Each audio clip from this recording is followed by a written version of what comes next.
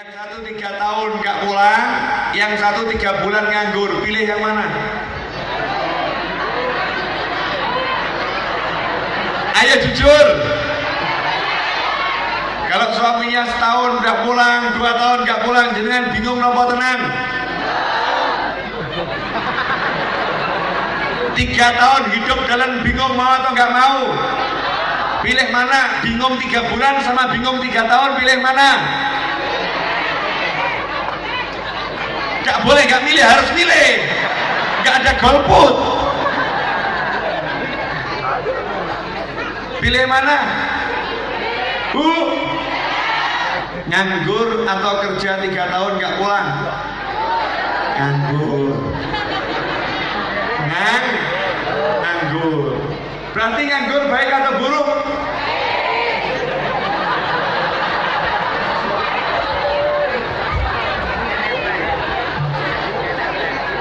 Aneh ya, tadi bilang nganggur John, sekarang bilang nganggur Pak. Tadi bilang nggak mau suaminya kan, sekarang pilih.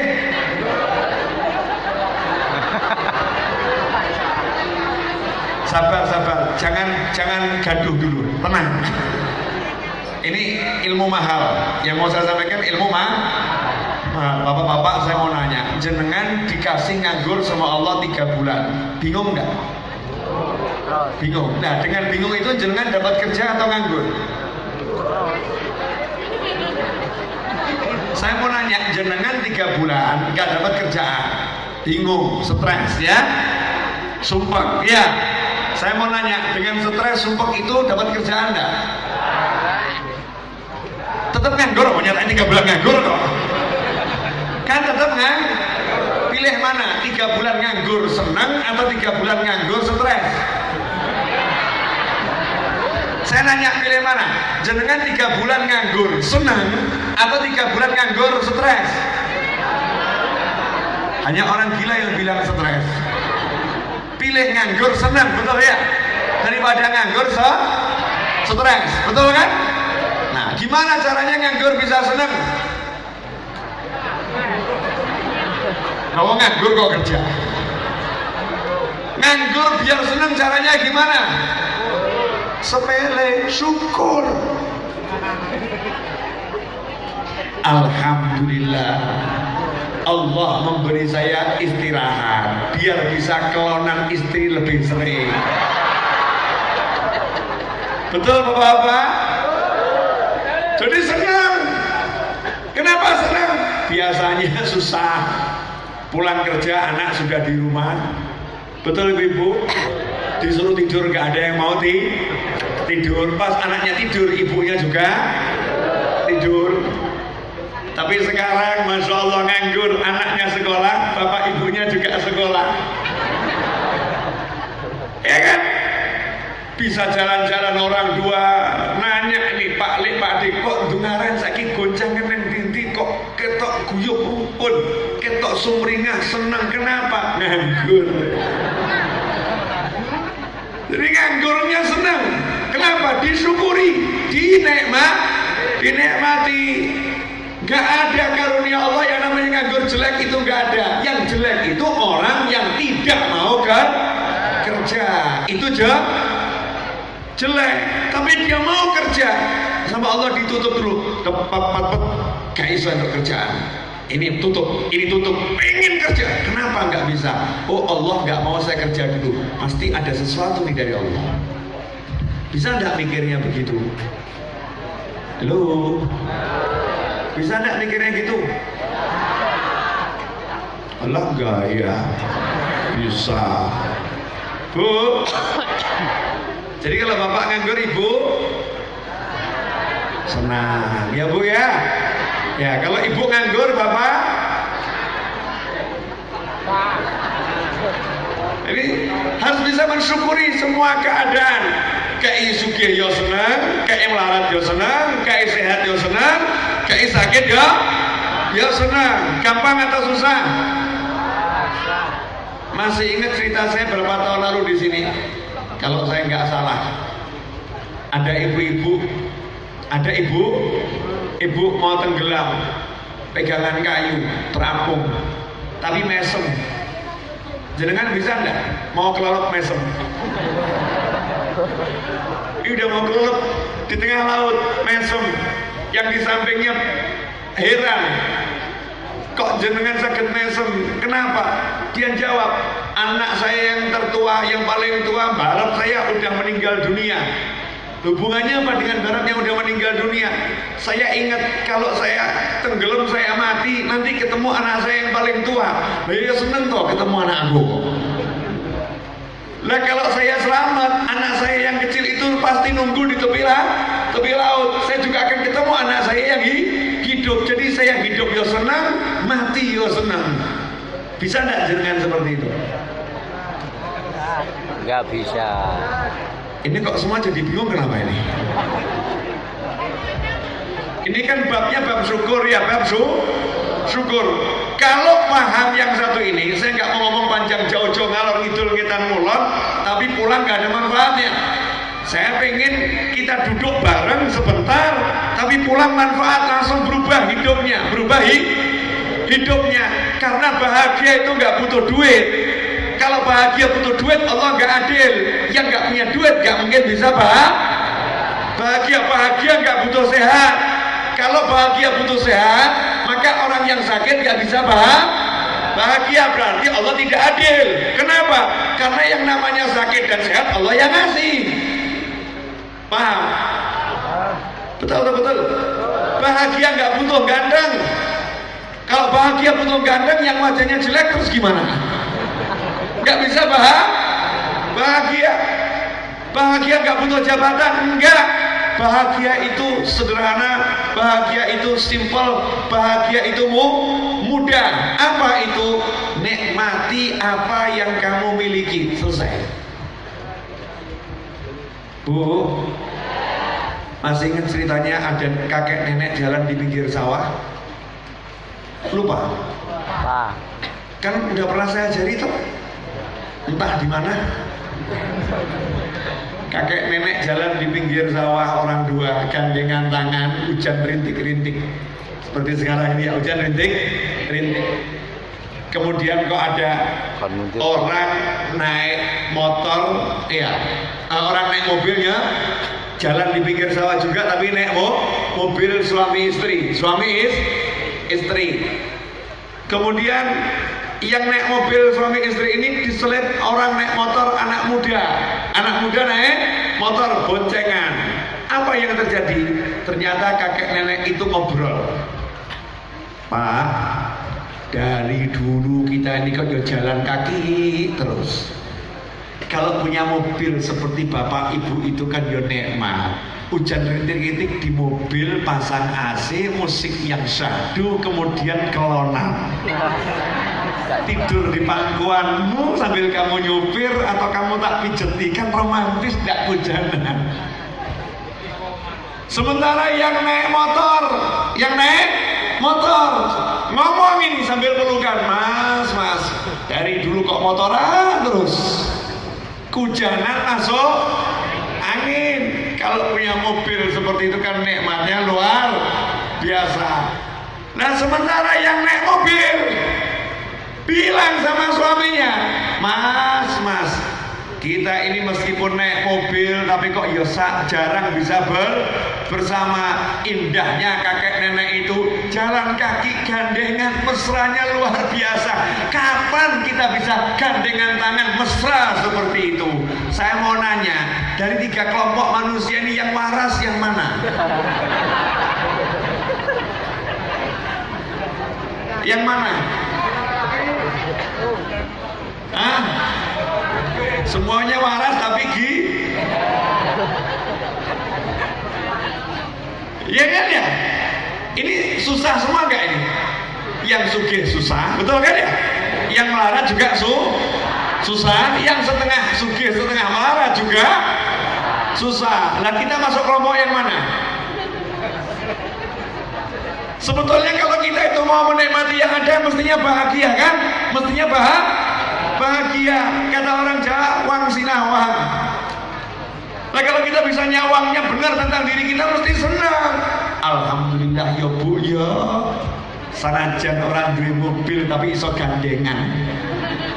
Betul kan ya? Iso gandengan, iso rangkulan, sehat, jalan bareng, alhamdulillah. Yang naik motor, alhamdulillah ya mas ya. Kita ini bisa naik motor nggak seperti bapak ibu itu jalan capek loh mas. Jalan seperti itu, kalau hujan dia cepet basahnya, kalau kita kan cepet sampai ke lokasi. Yang naik mobil, alhamdulillah kita nggak jalan kaki, kita nggak naik motor, kita nggak kehujanan, kita nggak masuk angin, nikmat, bisa duduk juga disetel kursinya, ini nikmat dari Allah. Ayo kita syukuri. Kalau setiap orang mensyukuri yang dimiliki, mesti dia akan bisa hidupnya enak. Ada satu orang punya rumahnya terasa sempit kecil, lapor ke kiai ya. Saya ini udah doa minta rumah yang besar kok nggak dapat. Saya ini pengen rumah saya jadi luas ya. Rumah saya jadi luas. Yainya ngomong oh gampang. Gimana caranya? Ya udah, kamu punya duit berapa? Tabunganmu 5 juta yai. Oke, 5 juta itu coba kamu beli kursi lagi. Yai, rumah saya ini dengan kursi yang ada sudah sempit. Masih suruh nambah? Iya tambah. Kamu mau nggak nurut sama saya? Nanti rumahmu jadi luas. Siap Yai Sendiko dawuh, beli kursi. Besoknya lapor, Yai sudah beli kursi. Gimana? Tambah lapang nggak? Ya tambah sempit Yai. Beli kasur lagi. Batin, ini Yai kok rada aneh ya. Beli kasur. Kasur. Besoknya ditanya Yai sudah beli sudah. Gimana? Tambah luas? Enggak Yai, tambah sempit. Tambah sempit. Masih ada sisa uang, masih berapa? 2,5 juta. Belikan barang-barang semua, taruh di rumahmu. Nurut sama kiainya meskipun aneh ini. Nah itu santri itu mestinya begitu. Yang namanya santri begitu. Jangan minteri guru. Sendiko dawuh. Besoknya ditanya sama yainya, gimana rumahmu, lapang atau sempit? Sempit Yai. Sempitnya luar biasa. Yainya bilang, hari ini jual semuanya. Kasur jual, kursi jual. Yang kamu kemarin beli itu jual semuanya. Yang kamu beli semuanya dijual. Nanti kalau rugi saya yang ganti. Siap Yai, jual. Besoknya Yai nanya, gimana rumahmu? Lapang Yai, jembar. Terus Yainya nanya, lah barangnya itu podo sama dulu atau berkurang? Podo Yai. Oh podo, dulu sama sekarang sama? Iya. Lah kok saiki jembar neng apa? Barang ente. Hatinya. Jadi manusia itu ruwet hidupnya cuman gara-gara ini loh. Senang cuman gara-gara noto ini. Kalau bisa noto ini mesti senang, nggak bisa noto ini hati nggak ditoto, ruwet. Meskipun sugih, duit akeh, konco akeh, kalau hatinya nggak ditoto, mesti ruwet. Dan noto hati yang paling gampang itu bab syukur sebetulnya. Makanya Al-Quran itu setelah basmalah, alhamdulillah. Bu, Bapak boleh nanya, hafal enggak doa kalau habis dari toilet buang air kecil atau hajat besar? Alhamdulillah afani alhamdulillah wa afani wa abqa alayya ma yanfa'uni. Betul? Seperti apa lagi? Anak-anak kita itu apa tuh? Alhamdulillahilladzi adhaba 'annil adha wa 'afani wa abqa alayya ma yanfa'uni. Kalau kita keluar dari toilet suruh baca itu. Kalau nggak bisa baca itu udah minimal begitu keluar alhamdulillah. Sekarang saya mau nanya, jenengan tiap hari dodok itu keluar dari toilet mengucap alhamdulillah enggak? Saya mau nanya, bisa pipis itu nikmat enggak? Pilih mana, dikasih uang 20 juta sama enggak bisa pipis? Saya cuma mau ngasih contoh ini. Dikasih uang 20 juta sama enggak bisa pipis, pilih mana?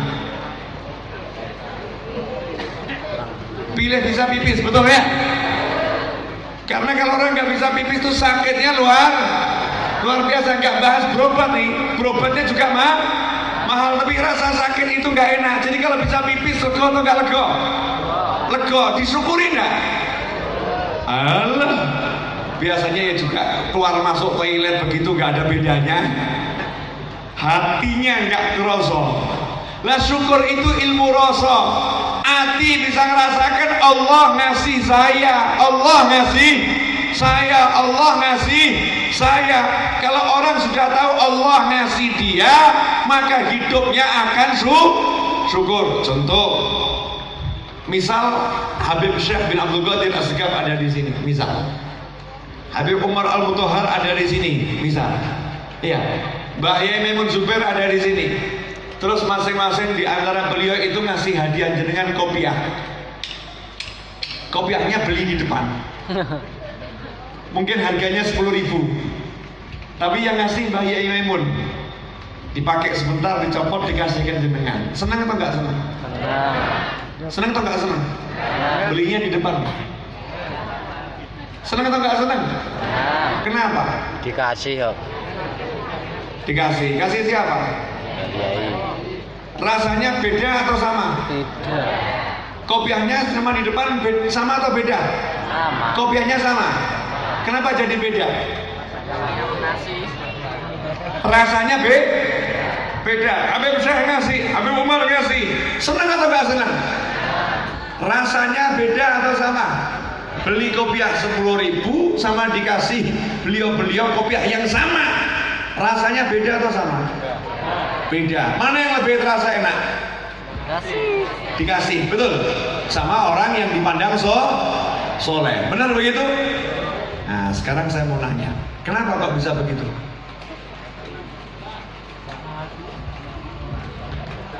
Insya Allah kalau paham yang satu ini, pulang nggak ada yang susah. Iya, insya Allah.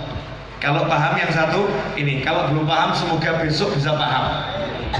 Kalau besok belum paham semoga lusa akan paham. Kalau belum paham mudah-mudahan sebelum mati paham.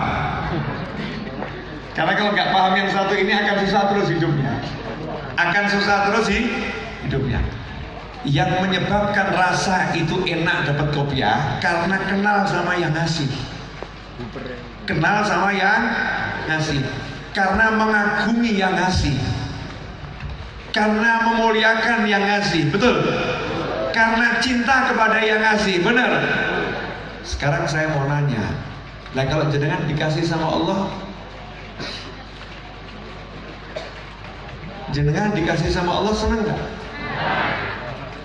Ada nggak rasanya?